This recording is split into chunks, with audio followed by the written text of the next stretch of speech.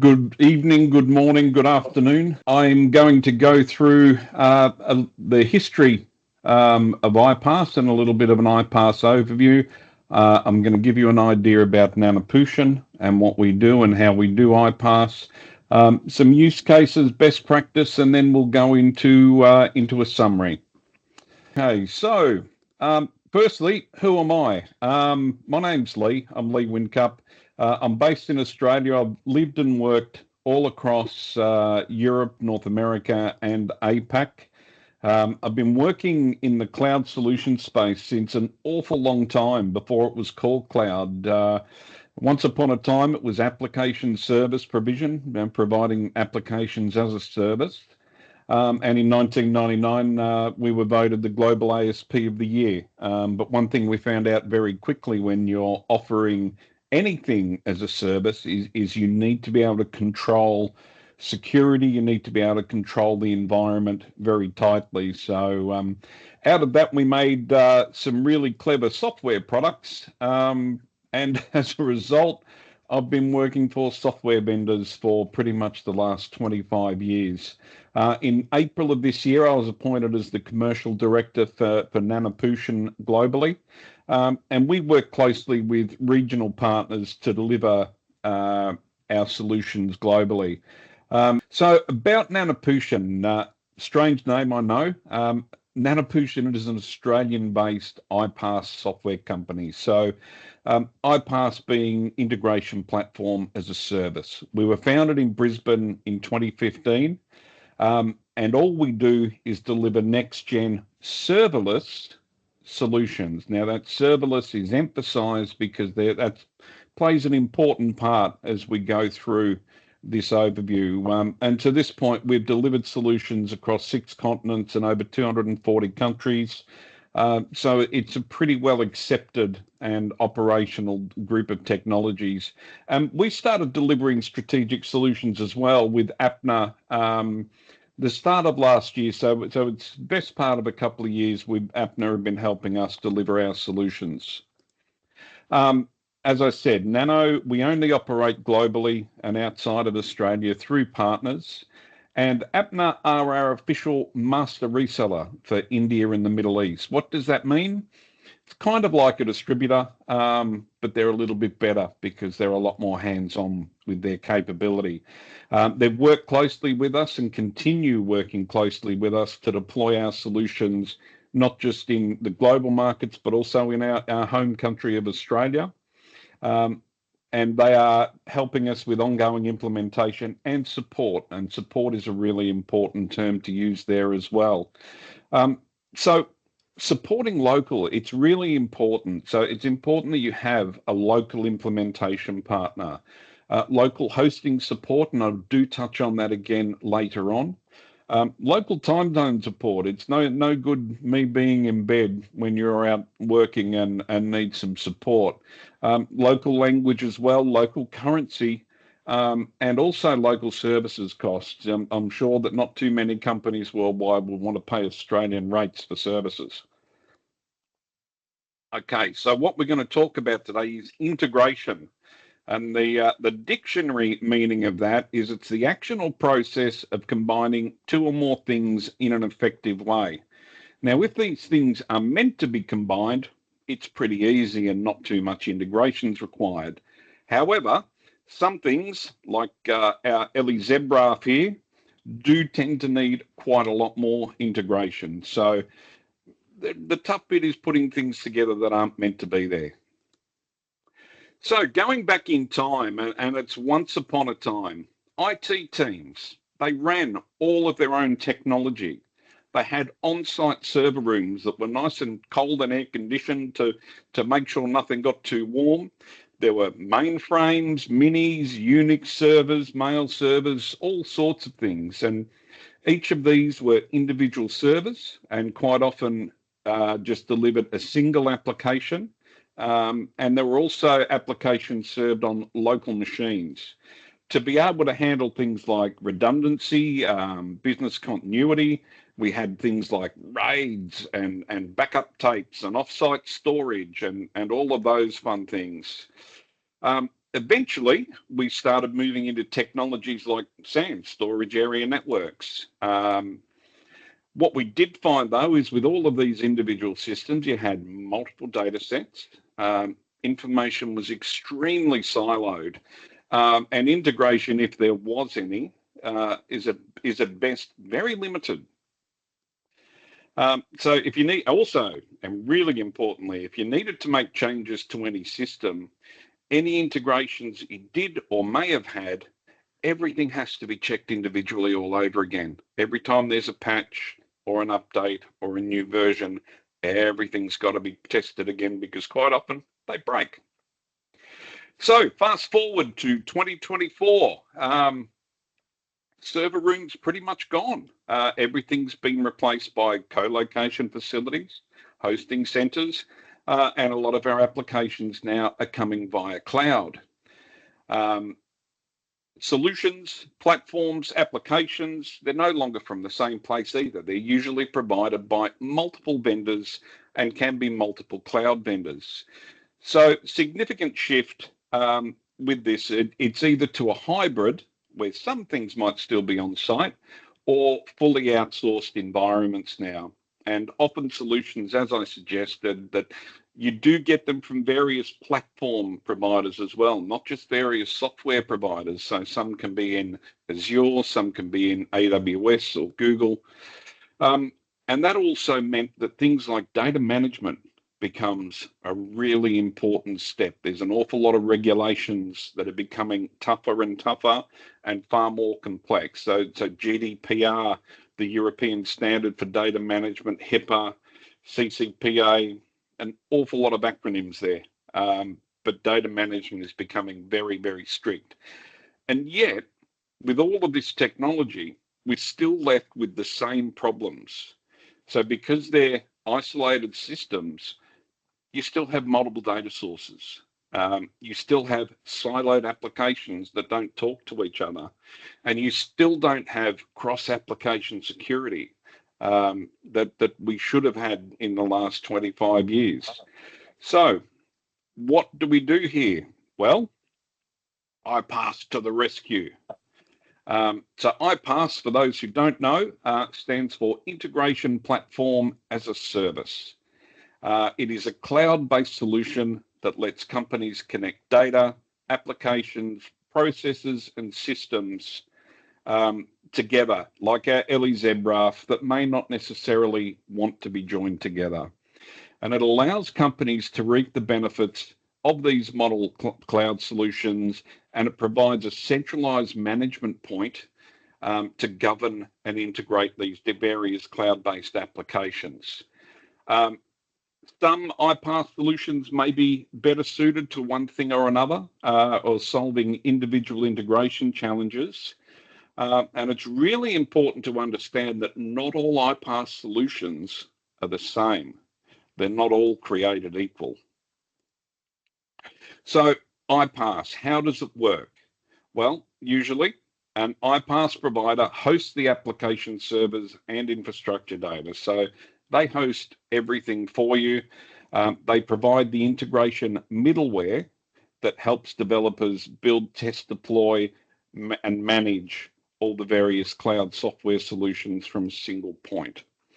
Most offerings speed up development with things like pre-built libraries of connectors and also pre-built business rules to be able to connect these systems together. And the iPaaS vendor, well, they handle the management, security, and make sure that you're complying with all the local governance and requirements for any particular region. So some of the benefits, obviously business is going to boom. So yes, iPaaS integrates disparate systems. What does that mean? It's various systems that aren't meant to go together, like EliZebraf again. iPaaS integrates them. It meets various data security and governance standards. It offers customer-centric engagement. It means it's all about delivering to the customer, not trying to create a server for the IT department. It certainly provides much faster integration and an integration building experience.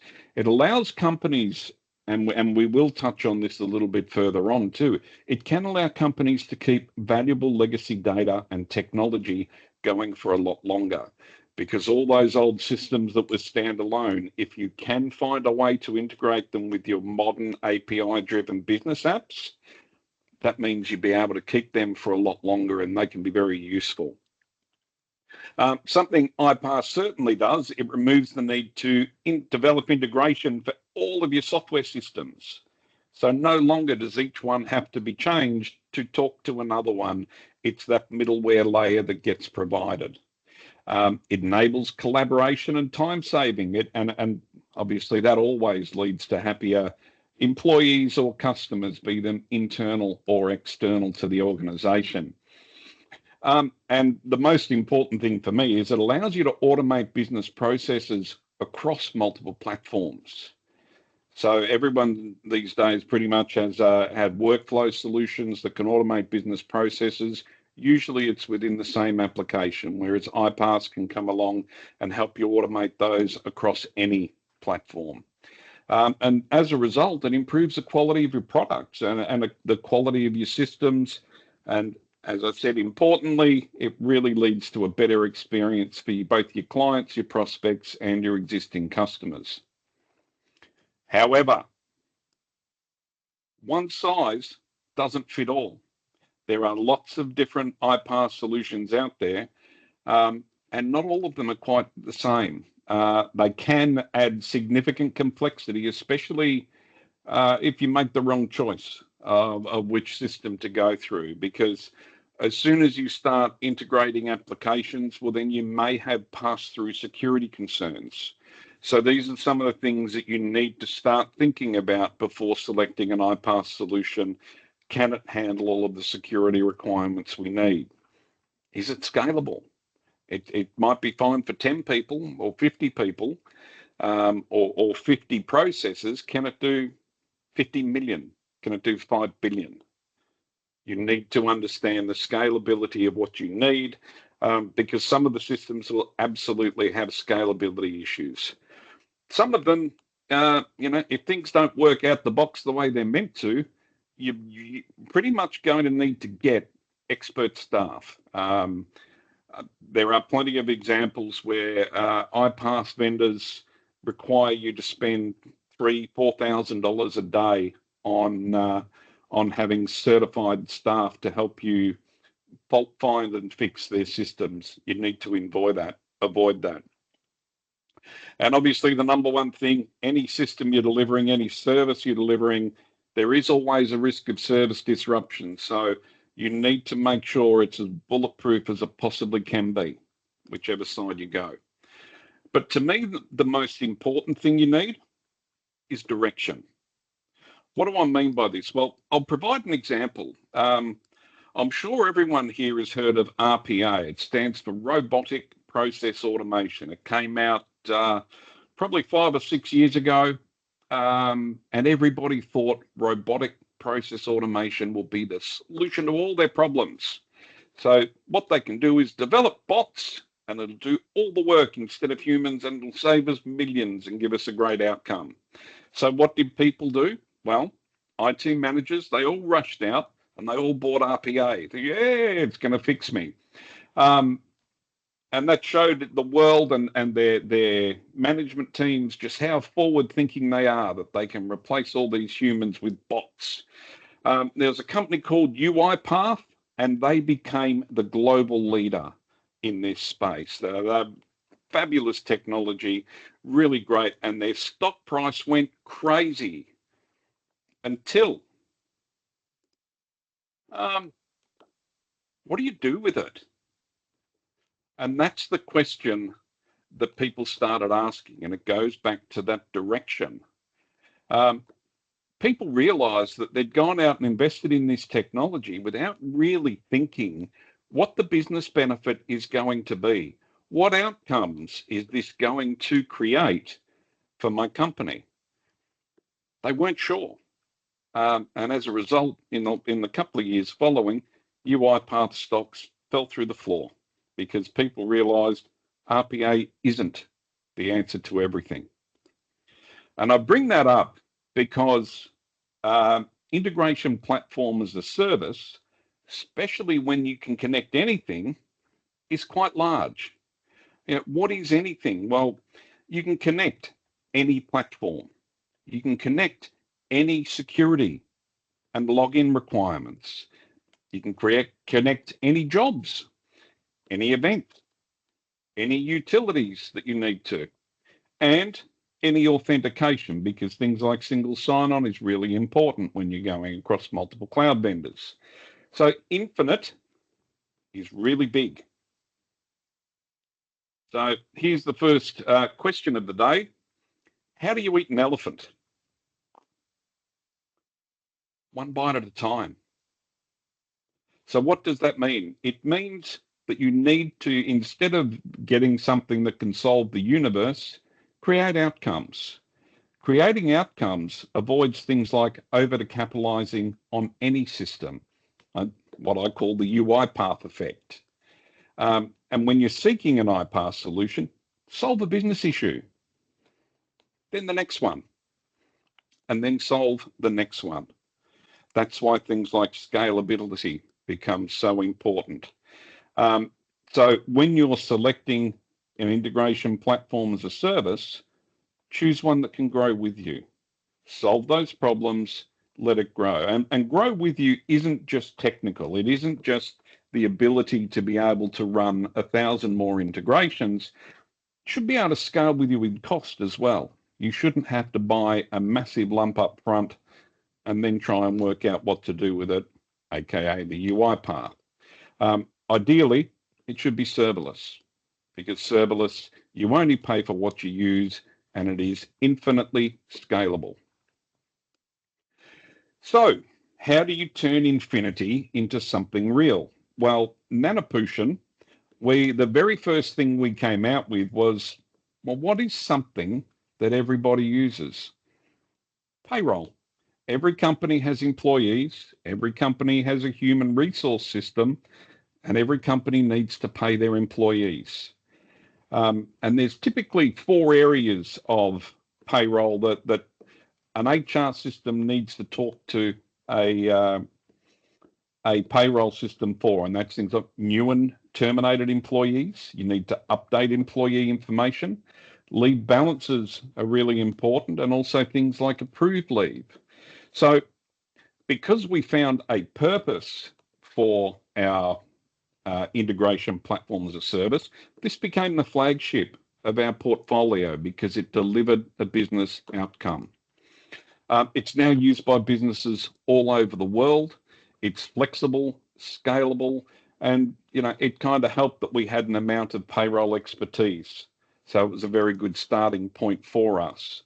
And what it does now, and you'll see names down there, Elmo, Deal, they're a couple of the better HR systems, in completely integrated HR systems across the world. They use Nanoputian to connect their payroll to their own HR systems, which is quite funny. But by connecting this, what it does give you is automation efficiency, increased security. You're not getting people to key things in multiple times. Rapid deployment because it's dealing with known modules. It's instantly scalable and it's infinitely scalable. If you are providing a service for HR in this instance, you can bring on multiple companies instantly. It's very, very quick. And what that does, it removes costly and complex application customization. Application changes, it doesn't matter because the APIs that control this are still the same. So once we're solving pay problems, so we're now incorporating payroll and HR together, what else can we do? Well, the easy question is, what are you doing manually? And again, this is just within HR. This is just within word process area. We're talking infinity, remember. So, but within HR, what are you doing manually and what could improve data accuracy and efficiency? Well, we've got over 1,400 pre-built connectors that integrate various HR systems and allows you to pick and choose the integrations that work. So beyond HR payroll, what else is there in HR? Well, we actually have a customer that has a lot of hospitality venues, commonly known as bars. And people that work in those bars are quite often travelers from overseas. So the first thing they need to do when they're onboarding a new staff member is ask the question, are they allowed to work in this country? So we created Visa Connect. It's a visa lookup to see if someone's allowed to actually work. Pretty important before you start employing them. Also, Education Connect. Do you have a degree? Is it from a reputable university? Do you have politically exposed contact? Are you a politically exposed person? Does your brother-in-law sell things he shouldn't to North Korea? A little extreme, but that's the kind of thing. Do you need a license to deliver whatever you're doing? An electrical license, a driver's license, a forklift, any. We can connect to external authorities to see if you're licensed to do the work. Occupational health and safety and security, and also things like police. Do you need to have a certificate to work with children? These are things that are happening all over the world, and all of these things are happening manually. So the question is, again, what are you doing manually? And you can automate that. A little example, and this is actually a real life example. This is taken from a project scope and some integration points with one of our systems. And this introduces something else, because obviously we can do the HR to KeyPay, which is their payroll software. So that's for new employees. We're doing it for any changes or updated employees. We're looking at leave. We're looking at terminations. But leave balances, actually their payroll system doesn't support that in an API.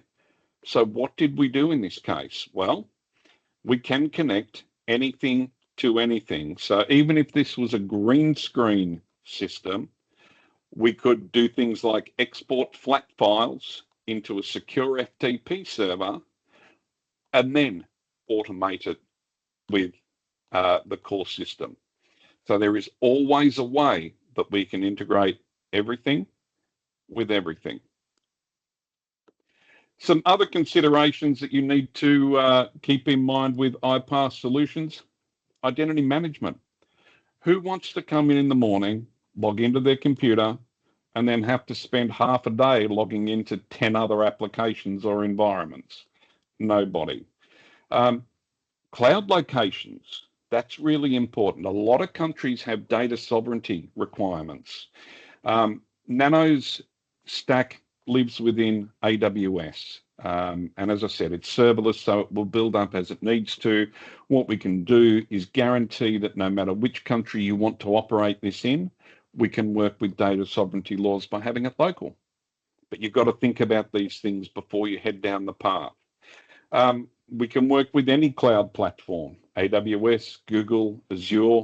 Again, these things aren't normally taken into consideration, but when you're dealing with integration platform, you must be able to do across there.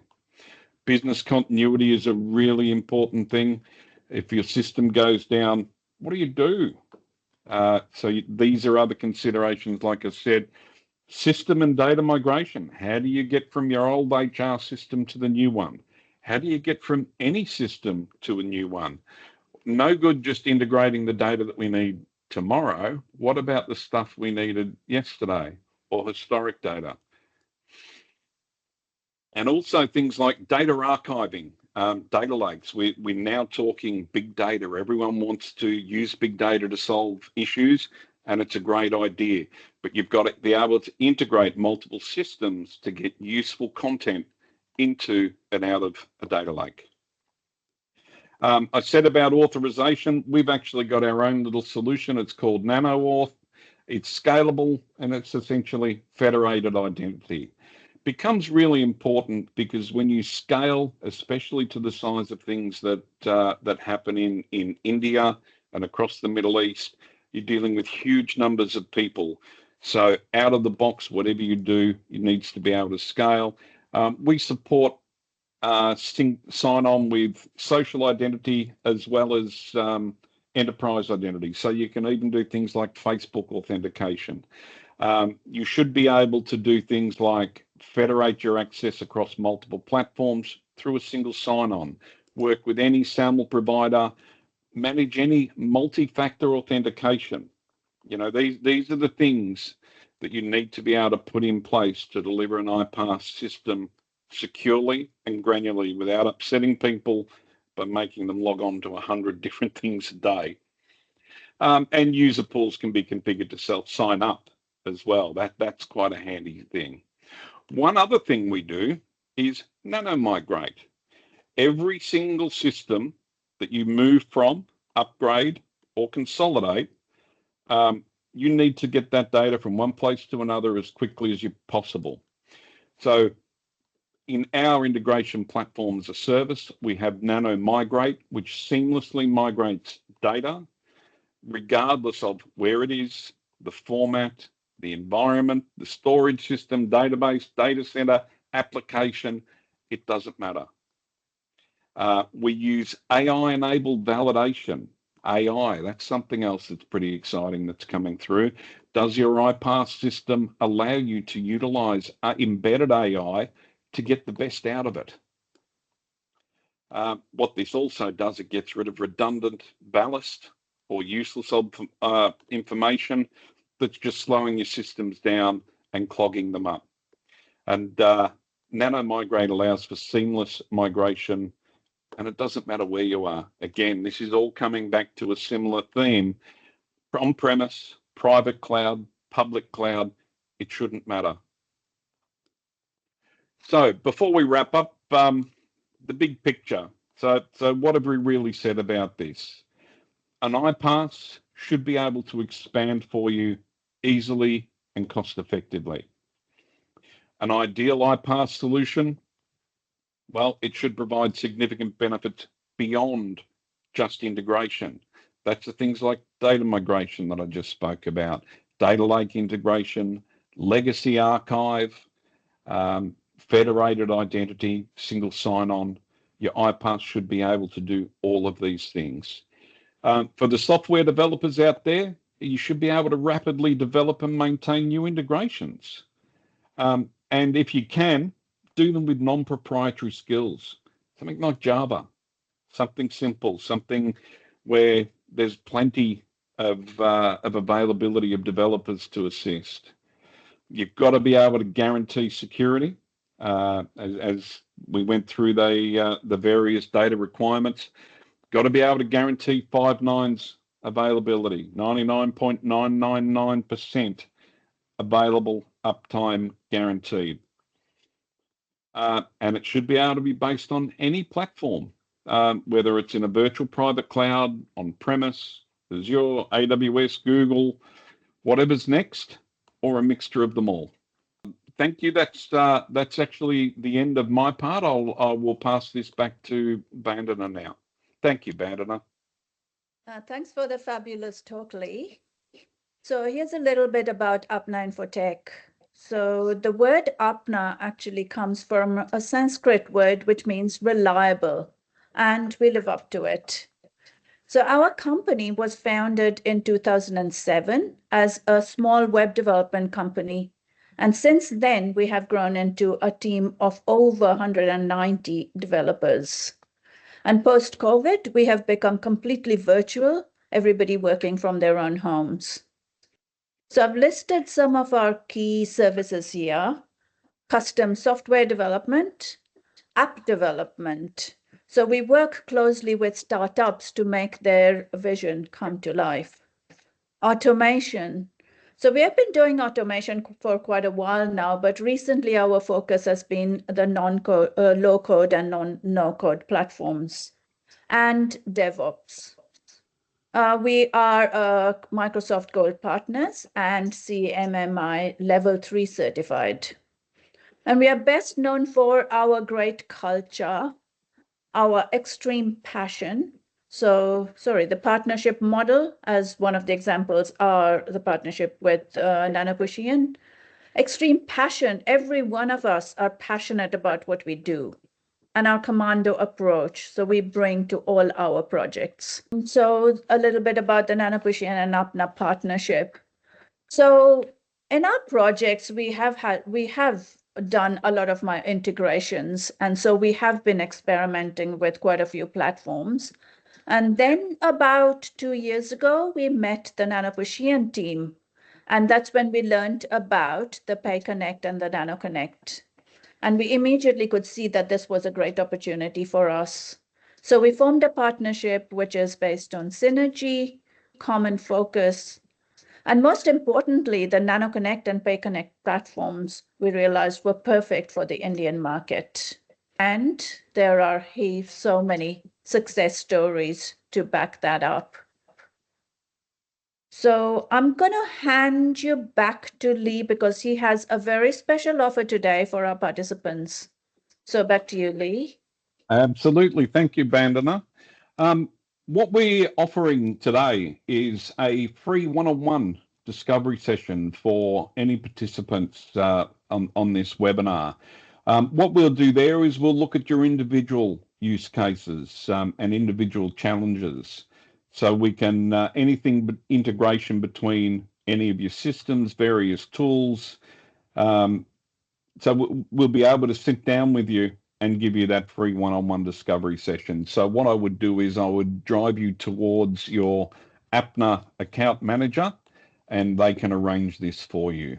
With that, we now go to a Q&A session. And we are having some questions come in. So the first one says, can this be deployed on premise? Yes. Plain and simple. It absolutely can. We do have customers that wish to do this. There will be a slight extra charge though, because we do need to remotely manage and maintain the environment. But absolutely, yes, it can. And the other is, how is the product priced per application, session, process? That's a really good question. Things like PayConnect, they're based on the number of employees. There's a lot of iPass systems out there that are worked on a task or a session or a process. And in markets like India, that can get pretty crazy pretty quickly. But what AAPNA and Nanoputian will do is work with you to find a valuable solution that doesn't cost the earth to implement. And it's usually based on a metric for the business process you're trying to do. So it's a subscription service is what I should have added there, Bandana. So there is no great upfront capital expense. Okay, what's the maximum number of transactions per minute that we can expect, and what does this depend on? I think it's something beyond 10 million transactions per second. Because this is serverless computing, we don't need to install another server. We don't need to add anything other than another serverless iteration. So there is no worries about load balancing or scaling. It can instantly scale to huge numbers. So thank you everyone for attending today.